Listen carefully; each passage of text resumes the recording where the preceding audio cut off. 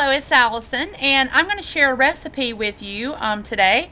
This is a recipe I found on the weight loss surgery message board last night, and it sounded really good and really affordable and really easy, so I decided to give it a try.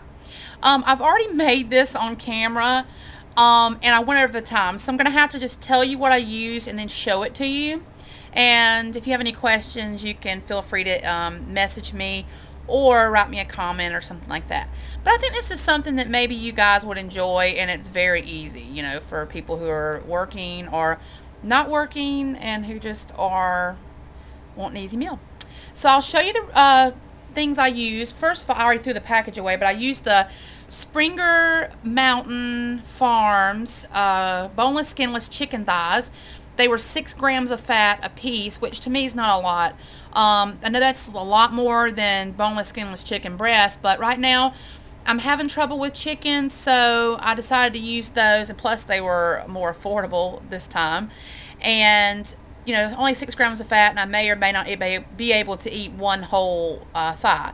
But I used 2 packages with 6 thighs in each. No bone, just the meat and the meat. And these are Springer Mountain Farm is a brand. I don't know if you guys have it, but it's they're not given any hormones or any kind of medications. They're fed an all vegetable diet, no animal products or whatever. I just try to, as much as I can, to get you know, like natural meat and stuff like that. Sometimes it can be a little pricey, but this was really reasonable. It was like $3.70 something per package, and it had 6 in each, and so for us that's a really good deal, and plus for your family. So I'm actually making 12 of these chicken thighs, which I'm going to invite somebody over for dinner, and we'll have Joe, and my mom will come. My mom will be here to eat maybe, and so, you know, I'll save the rest, and it will heat up well, I'm sure. So I'll tell you about the other ingredients. Next is I put ranch style black beans in it. This is a 15-ounce can. I used 2 of these cans. I just drained them off, and here is the nutrition on it. It has a half a cup, has 100 calories, 0.5 grams of fat, 0 trans, 0 saturated, no cholesterol, 420 milligrams of sodium, 19 carbohydrates total, 5 grams of fiber, 1 gram of sugar, and 6 grams of protein. And these ranch style ones had added garlic powder, a little olive oil, onion powder, salt, and spices. And I chose those because it would have a little extra seasoning and I wouldn't have to add any. And so I added 2 cans of those because I had so much of the chicken. The next thing I used is this Pace Picante sauce, and this is the nutrition. I know you can't really see it, but I'll read it.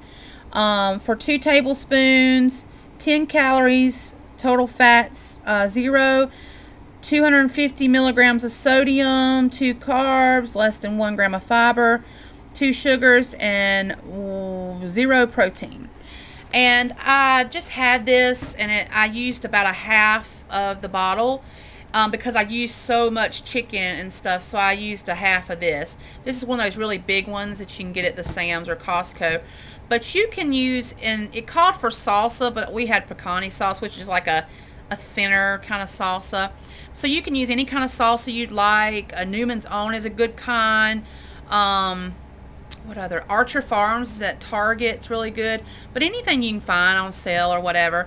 I used a half a bottle of this, and since I was using so much chicken, and if you use more than 1 pack, you could use 2 of like the regular size jars of salsa, or if you're just doing like, you know, 6 thighs or whatever, you probably could just get away with 1 jar. And you can add a little extra salt if you want. I decided not to, and we could salt it later if we needed to, because, you know, everything already has some salt in it. The picante sauce has 2 grams of sugar, but that's natural sugar because there is no added sugar in it. So just check that on your salsas, or you can make your own if you'd like. But and now I'm going to show you what it looks like. And my chicken I put in partially thawed, just enough to get it out of the package basically. And so I'm going to cook mine on high for a little while, maybe an hour, and then I'm going to drop it to low until it's done.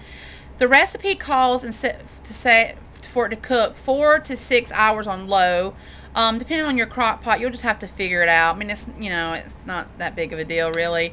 Even if it cooks a little longer, it'll still be pretty moist. So here is the mixture.